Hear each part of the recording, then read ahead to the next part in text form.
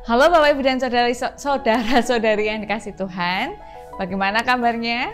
Saya harap semuanya dalam keadaan yang baik, dalam keadaan yang sehat, dalam keadaan yang penuh dengan sukacita. Hari ini kita akan bersama-sama merenungkan firman Tuhan, tetapi sebelumnya mari kita berdoa. Terima kasih Tuhan untuk setiap kesempatan, untuk setiap anugerah yang Tuhan berikan kepada kami. Terima kasih karena Tuhan selalu mengasihi kami, Tuhan senantiasa menolong kami, Tuhan senantiasa memberikan yang terbaik bagi kami.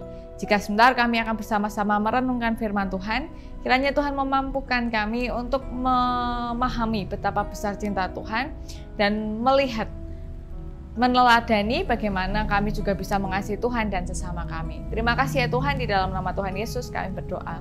Amin. Bapak Ibu dan saudara-saudari yang kasih Tuhan, bacaan kita pada hari ini berdasarkan Bilangan pasal 8. Bilangan pasal 8 ayat 5 hingga ayat yang ke-22. Bilangan pasal 8 ayat 5 sampai ayat yang ke-22, tetapi hanya akan saya bacakan ayat yang ke-18 dan 19 saja, yang lainnya harap dibaca sendiri ya. Ayat 18 sampai 19 yang berbunyi demikian. Maka aku mengambil orang Lewi ganti semua anak sulung yang ada pada orang Israel, dan aku menyerahkan orang Lewi dari tengah-tengah orang Israel sebagai pemberian kepada Harun dan anak-anaknya untuk melakukan segala pekerjaan jabatan bagi orang Israel di kemah pertemuan dan untuk mengadakan pendamaian bagi orang Israel, supaya orang Israel jangan kena tulah apabila mereka mendekat ke tempat kudus. Demikianlah pembacaan firman Tuhan. Yang berbahagia adalah setiap dari kita yang mendengarkan, merenungkan, memelihara, bahkan melaksanakan di tengah kehidupan sehari-hari. Haleluya. Bapak, Ibu, dan saudara-saudari yang dikasihi Tuhan, apakah Bapak, Ibu, dan saudara-saudari pernah mendapatkan kesempatan atau jabatan atau posisi yang dirasa sebenarnya kalau dipikir-pikir ini adalah kesempatan yang terlalu besar untuk saya. Ini adalah jabatan yang terlalu baik, terlalu tinggi bagi saya.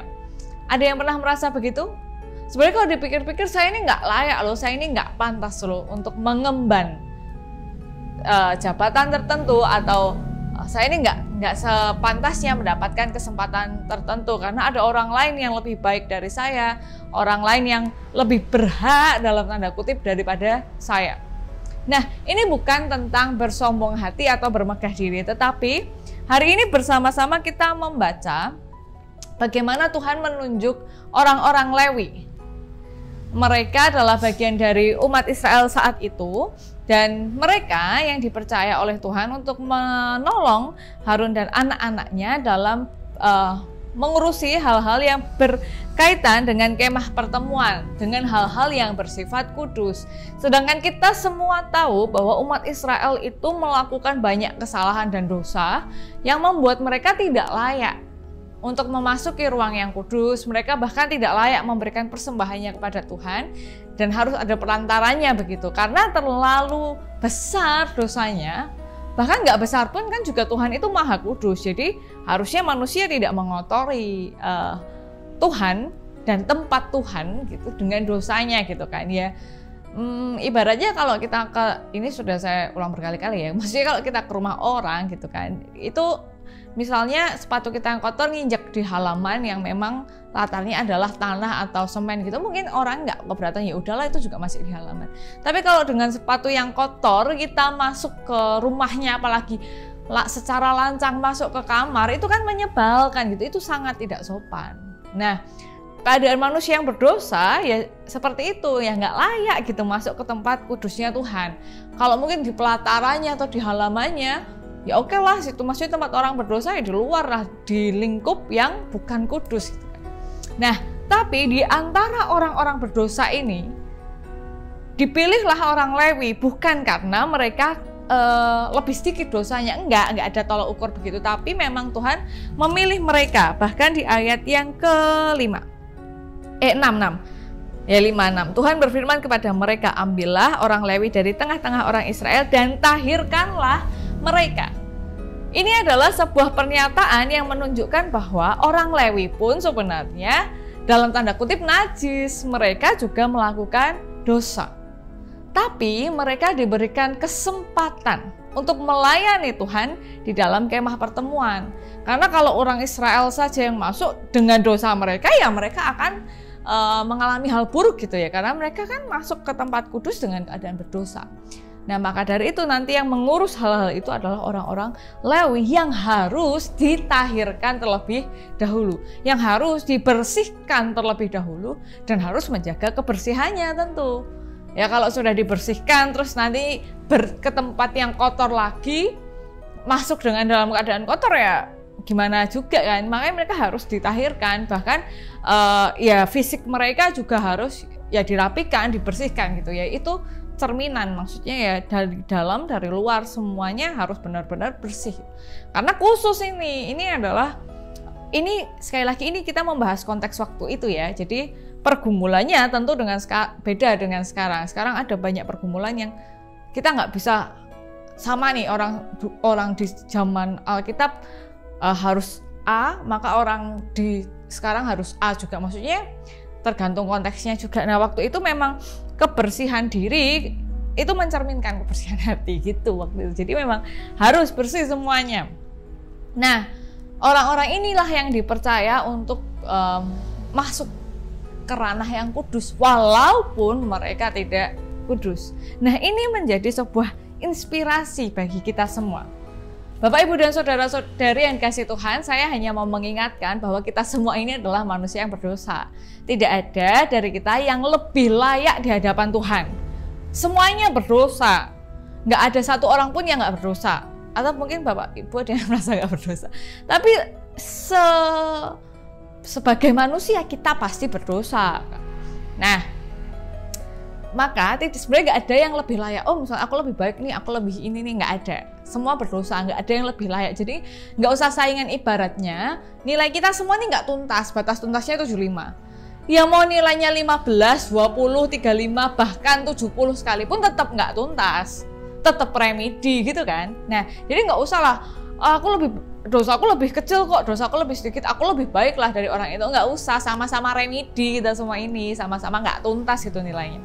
Nah, tapi ini memberi inspirasi bagi kita bahwa ketika Tuhan mau pakai orang, Tuhan mau menunjuk orang, Tuhan akan membereskan orang itu dulu. Maksudnya bukan dibinasakan, maksudnya dibenarkan dulu. Keadaannya yang rusak, keadaannya yang buruk itu dibantu oleh Tuhan, ditolong oleh Tuhan, supaya keadaannya menjadi baik dan dilayakkan oleh Tuhan. Jadi kalau alasannya saya nggak layak, ya nggak akan pernah layak gitu. Yang memilih, yang melayakkan nanti Tuhan. Yang perlu kita lakukan adalah melaksanakan tanggung jawab itu dengan kesadaran penuh dan syukur yang penuh. Jadi misalnya Bapak Ibu, kita semua dikasih kesempatan sama Tuhan misalnya. Ya sudah, Bapak atau Ibu menjadi kepala kantor gitu misalnya, atau jadi direktur, ya apalah begitu kan, yang jabatannya tinggi. Itu bukan karena lebih pantas, karena bekerja lebih keras dari orang lain, enggak. Banyak juga orang bekerja keras tapi nggak bisa mencapai posisi itu kan sebenarnya. Jadi ini bukan tentang lebih baik atau tidak, tapi tentang Tuhan memilih Bapak Ibu saudara-saudari sekalian dan mungkin saya untuk berada di posisi tertentu, dilayakkan oleh Tuhan. Yang harus kita lakukan adalah menjaga kelayaan itu dengan penuh rasa syukur dan menyadari tanggung jawab. Ya saya bisa begini, saya bisa di sini, itu bukan karena saya. Itu karena Tuhan yang memilih saya, yang mengutus saya, yang bahkan menolong saya untuk mampu. Ya yang saya lakukan adalah bersyukur dan melaksanakan yang harusnya jadi tanggung jawab saya. Bapak, Ibu, dan saudara-saudari yang kasih Tuhan, dimanapun Bapak, Ibu, saudara-saudari berada, ketika Tuhan sudah memilih, Tuhan sudah menempatkan, sudah mengutus, dan sudah melayakkan, maka tanggung jawab kita adalah bersyukur dan melaksanakannya. Dengan mengingat bahwa I am nothing. Saya bukan apa-apa. Dan saya di posisi ini bukan karena saya lebih baik dari orang lain, tapi karena Tuhan mau pakai saya. Jadi dimanapun Bapak Ibu berada saat ini, dimanapun Tuhan menempatkan, entah di tengah keluarga, di tengah masyarakat, di tengah tempat kerja, di tengah gereja, dimanapun Tuhan menempatkan, dengan posisi apapun saat ini, Tuhan itu nggak sembarangan. Nggak ada, ya udahlah iseng lah A, B, C, D, E yang mana ya yang dipilih, nggak ada. Tuhan benar-benar lihat satu persatu. Dan kalau merasa kenapa ya kok saya dikasih posisi ini, ya ngobrol sama Tuhan. Kenapa ya Tuhan kok Tuhan izinkan atau bahkan Tuhan tempatkan di tempat ini. Jadi selamat mensyukuri setiap posisi, setiap tempat yang Tuhan berikan kepada Bapak Ibu, dan selamat menjalankan tanggung jawab. Dan ingat, kita ini sudah dibersihkan, kita ini sudah dibenarkan. Ya, mari bersama-sama mencoba menjaga itu semua. Mari kita berdoa. Terima kasih Tuhan untuk setiap cinta dan kesempatan yang Tuhan anugerahkan kepada kami. Sungguh kami bersyukur karena Tuhan begitu baik. Dan kiranya Tuhan terus menolong dan menopang kami supaya kami dapat melaksanakan tanggung jawab kami dengan penuh rasa syukur. Dengan terus mengingat bahwa kami ini adalah milik Tuhan dan semua yang kami hadapi, semua yang kami miliki juga adalah milik Tuhan. Dan kiranya Tuhan menolong kami dalam menjalani hari-hari kami dan tanggung jawab kami supaya mata kami, hati kami hanya terarah kepada Tuhan saja.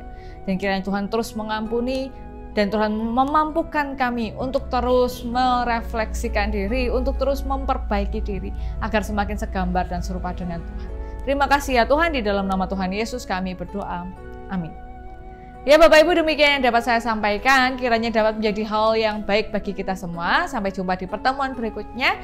Tetap ikuti, taati protokol kesehatan yang misalnya ada Bapak Ibu habis mudik atau habis kedatangan saudara-saudari atau gimana lah ya.